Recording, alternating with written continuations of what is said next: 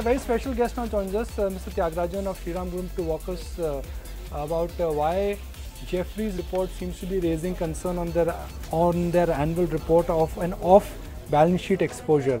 Mr. Thyagarajan, when we read the report in the morning, the first reaction was that, is this a loan where investors, why is there an off-balance sheet exposure to a group company? First, I want to understand the thought behind it. Hello? Yes, Mr. Thyagarajan, is my voice reaching you? Yeah. No, my question to you is that when we read the report in the morning, which flags off a concern of an off-balance sheet exposure to a group company, what is the thought behind it? No, where was the off-balance sheet exposure? I am not aware. I didn't see any report. The report came where? FY18 annual report, sir, and it talks about Shriram Transport Finance as an outstanding corporate guarantee of 870 crore to SVL. Guarantee, okay, yes. So why has this guarantee been given from the balance sheet of Shriram Transport Finance? You see, earlier, as far as I remember, in fact, you should check it up with Mr. D.V. Ravi, who is the managing director of Shriram Capital, or with Mr. Umesh Ravankar, who is the CEO of Shriram Transport Finance Company. As far as I remember, there was a loan given earlier, and then there was that loan was replaced by a loan from some other entity, not the Shriram entity, for which some guarantee had to be given. In fact, it was not a new exposure. There was an exposure which got converted into a guarantee, is what I remember. But then I don't think you should depend totally on my memory. I would suggest that you check with Mr. D.V. Ravi, Shriram Capital's CEO, managing director. Have you given guarantees from the balance sheet of Shriram Transport even in the past? And today we are just talking about it. Do you think this is not new and there is nothing unusual about it?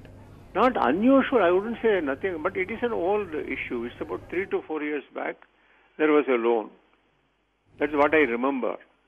Then that loan became a guarantee because some other entity gave that loan, is what I remember. My suggestion to you would be, if you want to know the real situation, you should talk to either one of them or to both of them. Okay, we are trying to get in touch with them, but prima facie, this is, your stock is down 12-13%, and markets are curious and some investors are nervous that is this best practices or this is something which has happened in the past as well?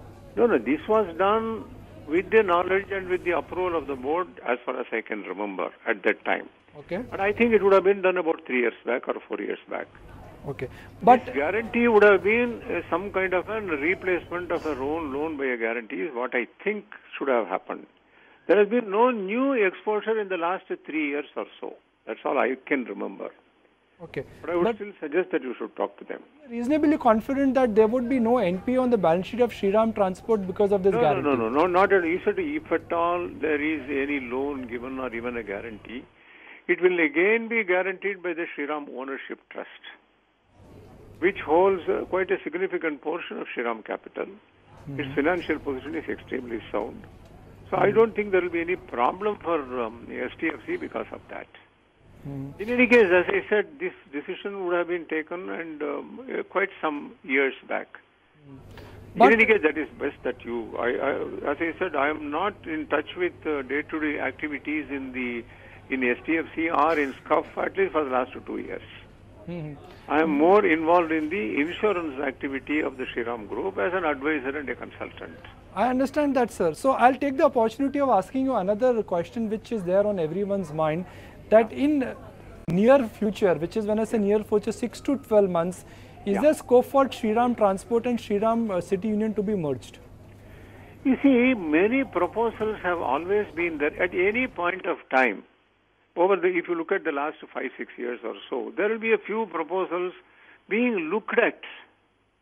But that doesn't mean that any decisions will be taken or any progress is being made anywhere. So this merger between two companies had been there for more than 5 years, 6 years.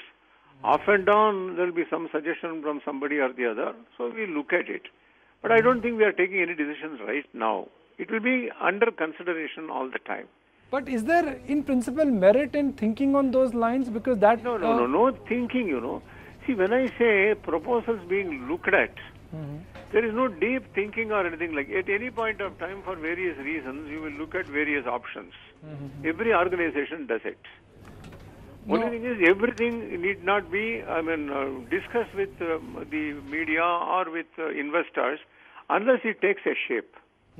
If a decision is about to crystallize, then you take into confidence the investors, the media, and the marketplace. You take into confidence the marketplace. But that is when the ideas have crystallized. But at a proposal stage or at looking at various options situation, I don't think we discuss even with even our investors. Internally, there could all the time be some discussion or the other.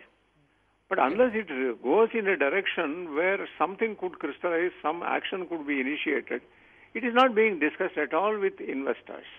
Because nothing may come out of it. I understand that, and I appreciate that. Regulation or something like that, that you should take it into the domain, etc. Otherwise, we don't discuss it even with investors because nothing is going to happen. Okay, so my last follow-up question really would be, you know, the IDFC merger did not go through. So how has that changed life for Shriram Transport? Again, that is another case where because of some perception at IDFC and probably shared by our technical advisors also was that we should keep talking about it right from the beginning. There was a SEBI expectation, there was a regulation. It was too premature for us to have talked about in the public domain, even IDFC merger. Because at that stage, it didn't look as if it's a certainty or even it's a high probability event. There were so many issues. You see, Shriram Group is a 60,000 employees group. It has got a lot of investors. It has got a lot of banks. No decision can be taken in a manner when one or two people suddenly decide that something has to be. It can't be done here like that. Therefore, things take a long time.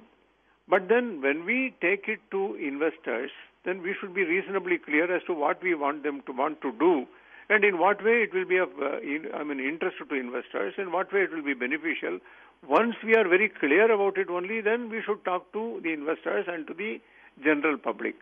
But in the case of IDFC, we were told that even when we start talking to IDFC, it should be put on the public domain. That was the regulation of SEBI, was what we were made to understand. Therefore, we put it in the public domain early to satisfy statutory requirement as IDFC understood it, as we understood. But in my opinion, it was premature because there were so many ifs and buts there. It wasn't an easy proposition at any stage. So there wasn't nothing surprising that it did not go through. But everybody got the impression as if something was going to happen, and then it did not happen. That was not the case. So that is why we are a bit reluctant to even talk about merger of STFC and SCOP. There are so many issues and all that. That we are looking at different options at any point of time is a statement which anybody can make about any enterprise. We are not something special. Okay. Maybe people take a greater interest in the Shriram Group because of its visibility. But otherwise, this is something which happens in every organization. Fair points. Mr. Thyagarajan, appreciate your time. I know you've just reached office and taken this call. So appreciate your time and thank you for indicating to us that how one should really lead into this huge development. So I get a sense that the stock may be slightly off balance today, but in terms of the corporate governance reason, doubt it very much because the management sounds confident to me that they will not have problem in terms of recovering the loan.